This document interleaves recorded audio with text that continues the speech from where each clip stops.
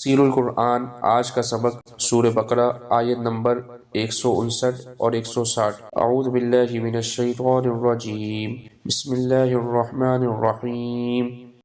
ان الذین یکتمون ما انزلنا من البینات والہدی من بعد ما بیناہ للناس فی الکتاب اولئک یلعنهم اللہ ویلعنهم اللاعنون إلا الذين تابوا وأصلحوا وبينوا فأولئك أتوب عليهم وأنا التواب الرحيم۔ ترجمہ: بے شک جو لوگ چھپاتے ہیں ان چیزوں کو جو ہم نے نازل کی، جو واضح چیزیں ہیں اور ہدایت کی باتیں ہیں، بات اس کے کہ ہم نے اس کو لوگوں کے لیے کتاب میں بیان کیا، یہ چھپانے والے وہ لوگ ہیں جن پر اللہ تعالیٰ لعنت فرماتا ہے اور ان پر لعنت بھیجتے ہیں لعنت کرنے والے، سوائے ان لوگوں کے جنہوں نے توبہ کی اور اصلاح کی اور بیان کیا، سو یہ وہ لوگ ہیں جن کی توبہ قبول کروں گا اور میں بہت توبہ قبول کرنے والا ہوں، رحیم ہوں۔ حق چھپانے والوں کی سزا۔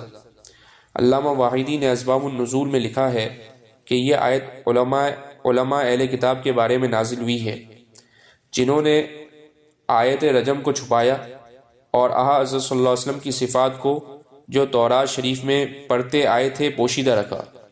تفسیر در منصور میں ہے کہ حضرت معاذ بن جبل رضی اللہ عنہ اور بعض دیگر انصار نے بعض علماء یہود سے تورات کی بعض باتیں دریافت کی تو انہوں نے بتانے سے انکار کیا۔ اس پر اللہ تعالیٰ نے مذکورہ آیت نازل فرمائی، اور آگے اللہ تعالیٰ نے یہ فرمایا کہ بینات اور ہدایت کے چھپانے والوں کے بارے میں یہ فرمایا کہ اولئک یلعنهم اللہ ویلعنهم اللاعنون، اللہ تعالیٰ ان پر لعنت فرماتا ہے اور دوسرے لعنت کرنے والے بھی ان پر لعنت بھیجتے ہیں۔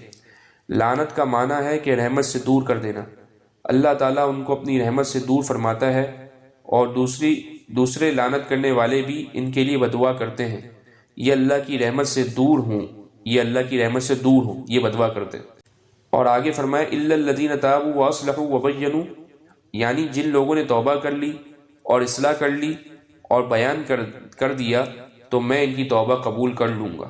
وآخر دعوانا ان الحمد للہ رب العالمین۔